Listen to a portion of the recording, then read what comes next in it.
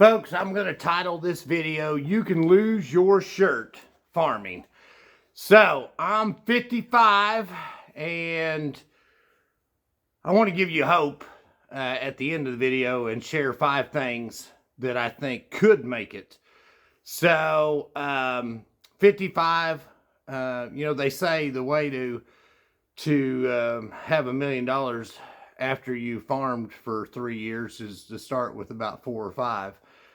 And there is some truth to that. So a lot of people have made farming, I guess, unrealistic, like, regenerative ag and rotational grazing and pasture-raised beef and grass-fed milk and, market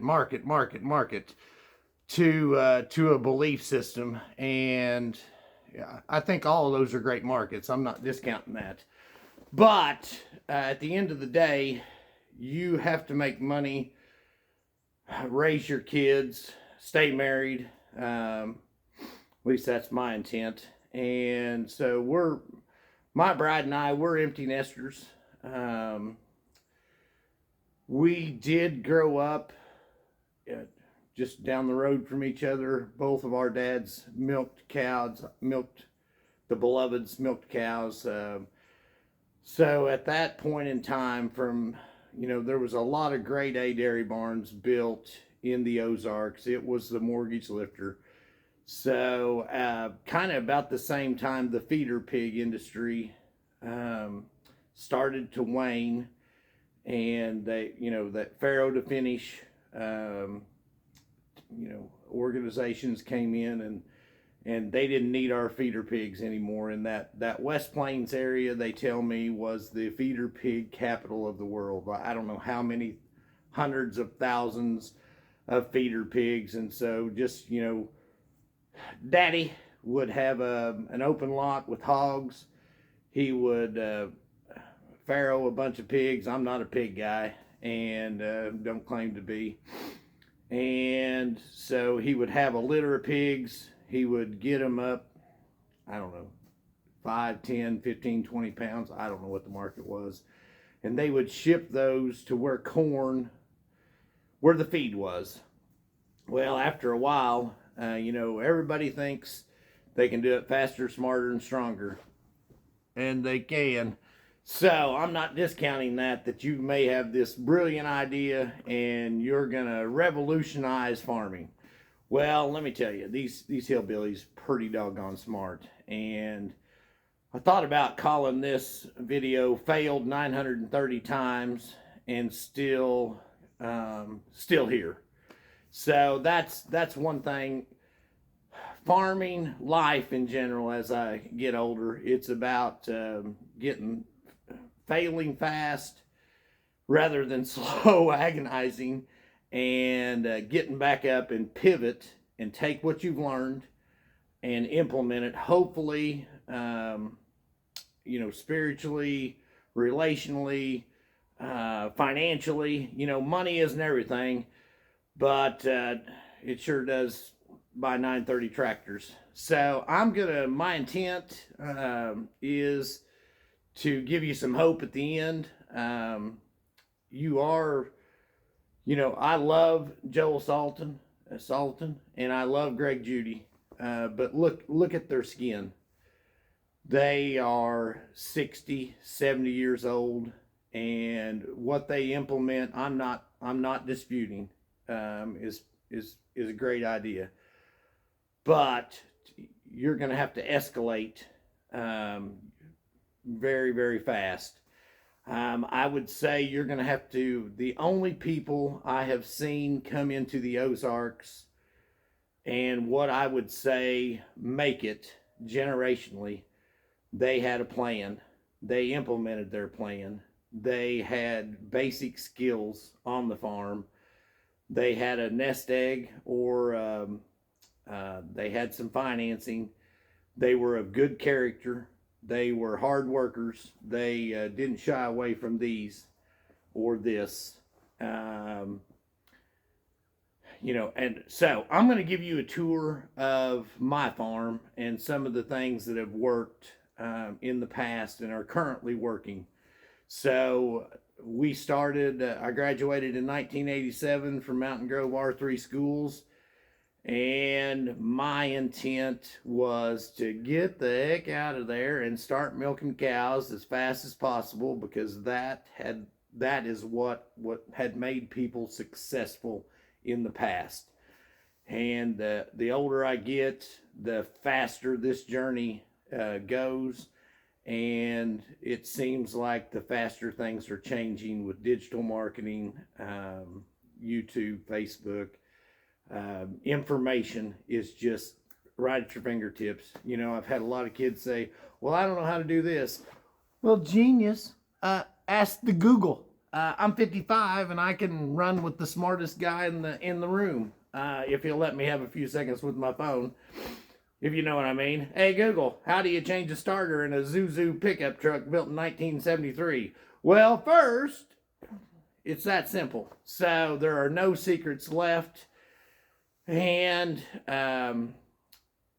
you may have the best idea but if in this area, in this part of the Ozarks, in Springfield, I think we're only 2 generations removed from the farm. In Mountain Grove, Missouri, trying to sell a tomato or a steak or a pound of hamburger, sorry, Grandpa already gives you half a beef at Christmas, or S&H gives you some meat at the end of your. I love S&H. I'm not.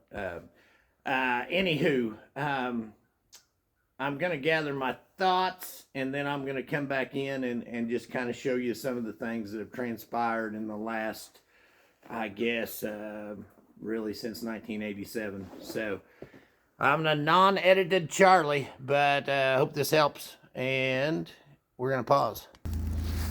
Okay, so this is the first note. This was a want rather than a need. Don't buy a D5 dozer. They are a beautiful play toy, but if they break, it's heavy and it costs a lot of money to fix. I've got this one sold. I did clean up some little spots, and you know, now that I'm a little older, you know, you always get branded in your youth, and that's what the town thinks. And they always try to keep you at that level, and you hope you were at a great level.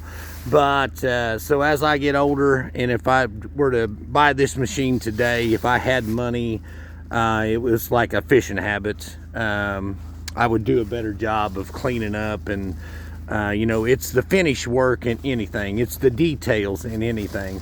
Anybody can push over a tree, but getting it to a burn pile that'll burn without dirt, that'll burn effectively, and fill the holes and gather the rocks as you go and make your moves count. So that's I'm gonna go no on the D5 dozer until you get into your 60s and it's a hobby. So anyway, first tutorial, we're headed to an F2 gleaner.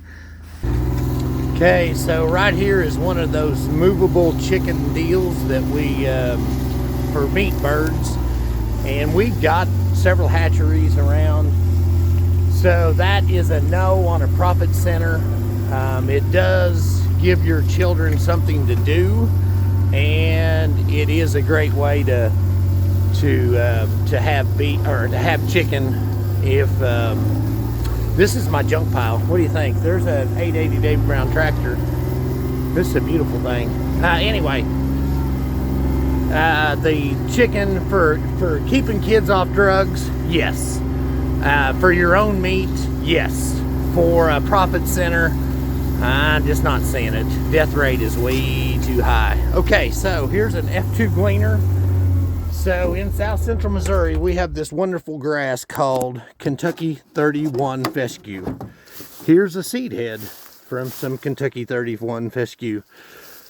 And that seed is the #1 lawn care seed in America. So these were, you know, Missouri gets the leftovers. Okay, so this F2 gleaner, I've got 3. I mean, why wouldn't you have parts? And that is essential when you're trying to harvest fescue seed.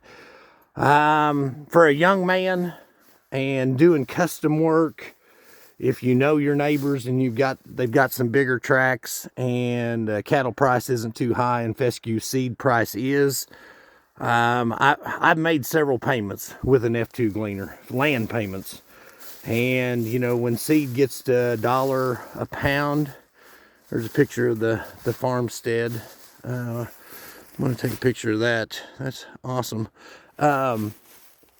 As fescue, but it goes with the housing market, so you never really know. I think fescue seed's probably 30 cents a pound, and an old guy's just, that's not a big enough carrot at the end of a stick to you know, to really get me excited about combining fescue seed.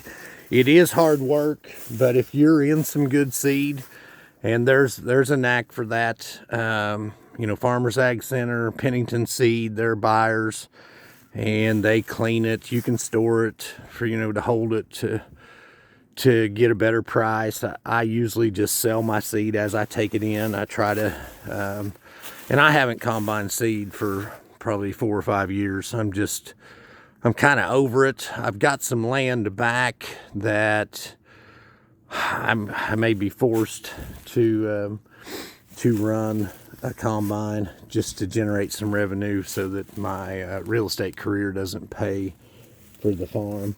So this is a Surge tank. Surge, I think, is probably, I guess, got bought up by Westphalia. So it's Westphalia Surge currently. There was a lot of these zero tanks in the Ozarks. This one came out of my father-in-law's dairy, and it is a stainless deal. So I'm going to zoom in. That's a pumpkin chucker, and that was an agritourism venture. I'm a yes on agritourism. It's suited us well. We started a pumpkin patch 17 years ago, and it took 2 or 3 years to kind of generate a profit center out of that, but I am definitely a big fan of agritourism. I think there's some risk and liability of letting people on your farm, and I think that can be mitigated currently. But you know, the only people that make real estate agents look good are lawyers, and dude, they're doing their job, but yeah, they can make it to where your family can't have any fun on someone else's farm because they bring a lawsuit to bear. But I'm headed to where I milk the beloveds, where I started the journey. Okay, so I'm showing my junk, right? I wanted to show you this corn binder. This was kind of an out-of-the-box idea, and this is a PTO driven corn binder, but it cuts it. See this little sickle? So the corn feeds up here, and then see there's a section down there. Sorry, I turned my phone. There's a section down there that cuts the stalk, and then it runs it. This should not be in here. It runs it right on up, and it starts to form a bundle. So that's where all the, you know, the stores got the corn stalks and for your fall decorations. This was, so these little fingers would hold the corn stalks, and then it actually wraps a single, there's a twine, baler twine. It's actually, it's not baler twine, it's binder twine is what the old timers in the Ozarks used to call it, and I never did figure it out, but it was for these binders, and it would put one string around it, and so that's, then they would, it kicks them out, and then the young folks would load them up, and they would take them to the silo and shoot them through a little chute to make corn silage in an upright, or they would actually shock them, I guess. You know, that was before my time. So the reason I bought it was to maybe sell corn stalks on a little bigger scale. But you know, if you had a young family, I think it could generate some revenue.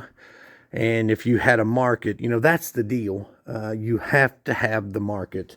So, you know, having these ideas are great.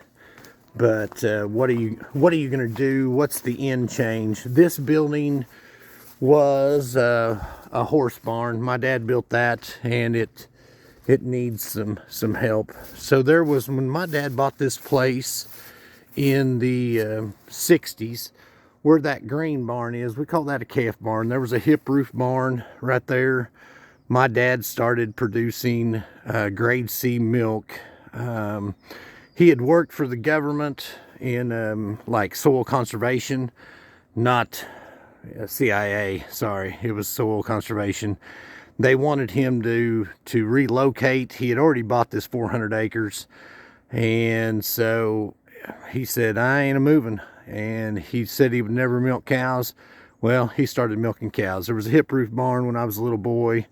I remember tearing it down. I remember the guy falling off that roof, putting up the electric, Richard Ulrey, and he said it was the best chiropractic experience he ever had. So this dairy, we had a value-added cheese plant to try to save our dairy farm.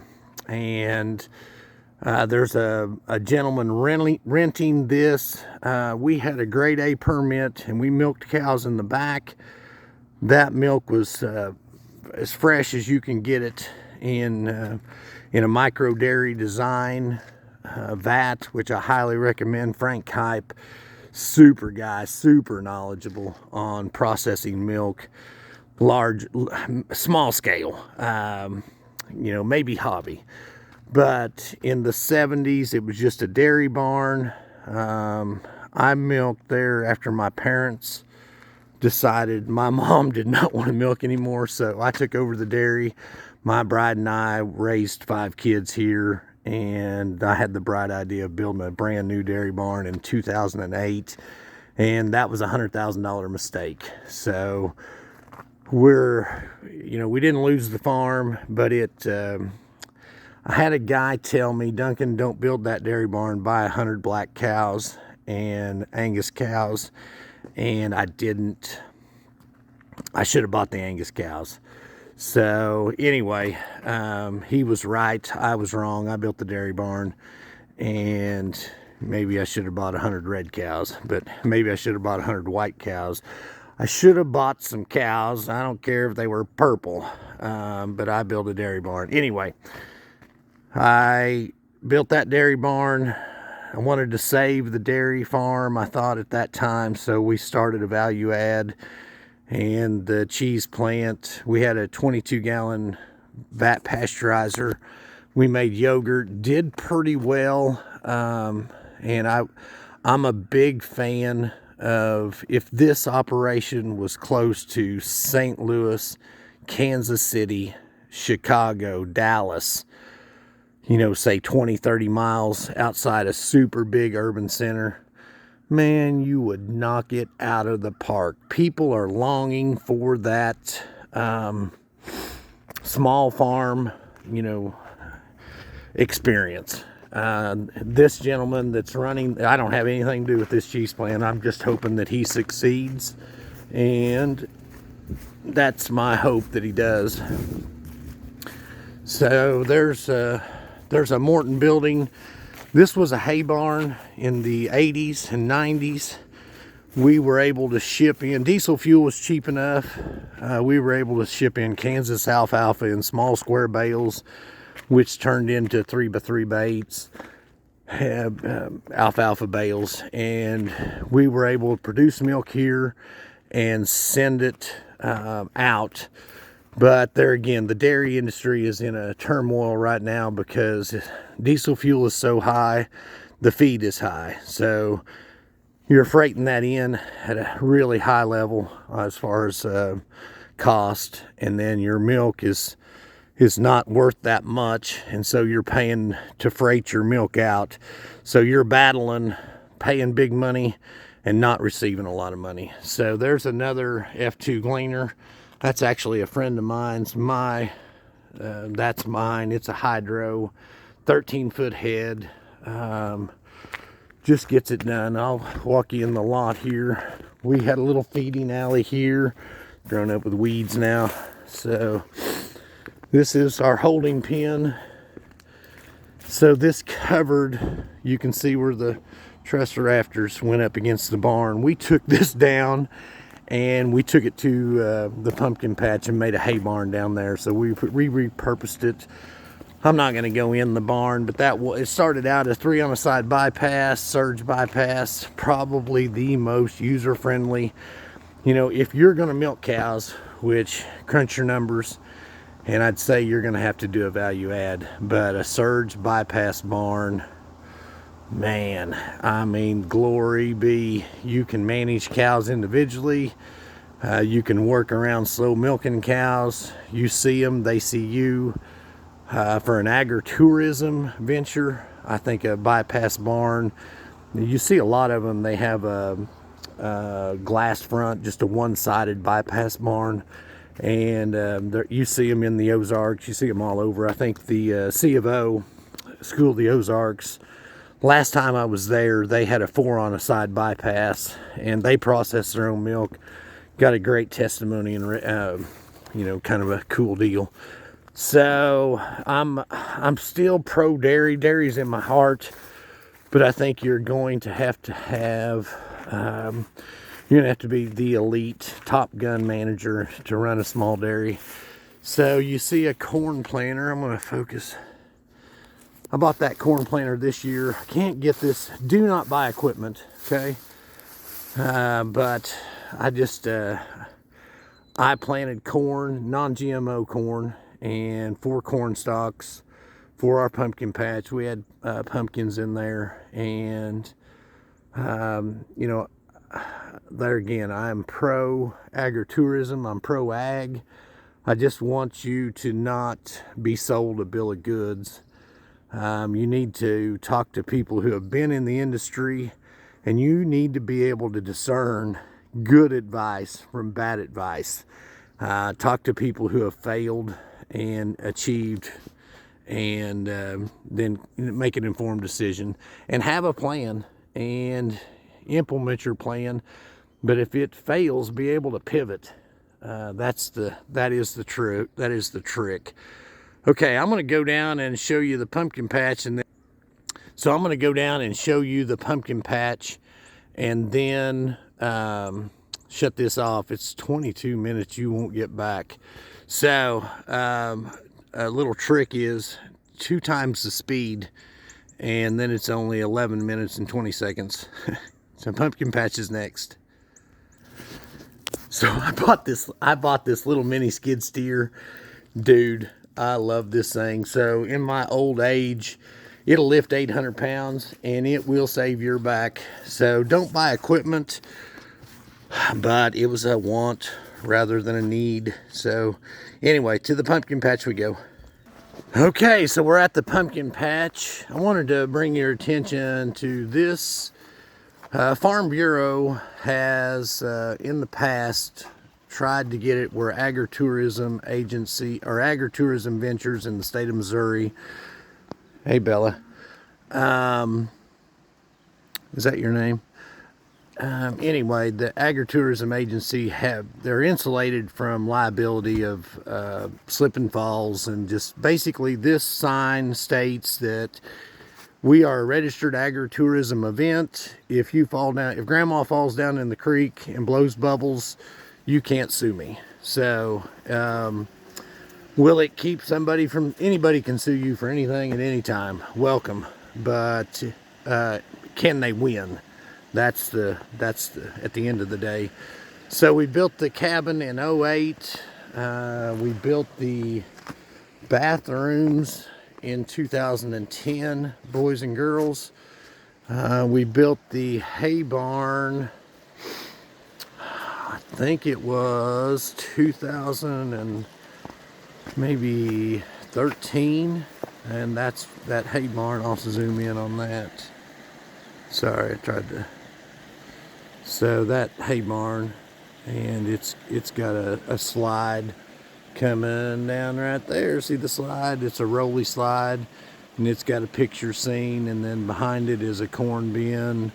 The cabin, we sell you know, cocoa and hot dogs. And so this bridge washed out This is Doolittle Creek, live water year round. Took it for granted most of my life.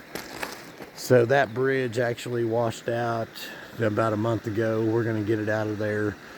Have accumulated a lot of stuff. We have archery tag, we have a basketball hoop, we have a little cabin for folks to play in, we have tractor track, we have a big slide, we have a corn maze, we have a hay bale run, we have swings, we have I think 9 or 10 campfire spots you can reserve, bring your church group, all that.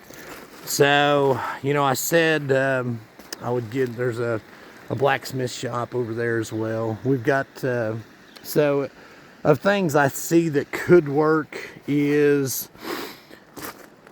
you know, it's a leap of faith. Land ownership, farm ownership, homestead ownership is all, it's just a little out of reach. It's top shelf, okay? So I would say someone needs a job. And online, you know, I would encourage everybody to start a YouTube channel. But if you think you're going to sell hay, which I've produced, if you think you're going to raise sheep, you know, I had 500 hair sheep ewes. If you think you're going to dairy, you know, I milked up to 200 cows. If you think you're going to run an agritourism venture, I've done it. If you think you're going to do hunting, I've done that, the hunting lease. All of those things have contributed to my success. So not one thing, and everything had a season. So you probably better be ready for a lot of sweat and a lot of leap of faith. Can't see it, but get in the hunt. So I am pro farming, pro homesteading, but you need to know kind of what you're getting into. So this is 27 minutes you won't get back. Duncan Smith in the sticks. Please like and subscribe if you've made it this long. I should have asked a lot earlier. Anyway, appreciate you. South Central Missouri, Wright, Texas, Douglas County is the place to be and the place of the future. So anyway, be blessed. Have a good day. Over and out.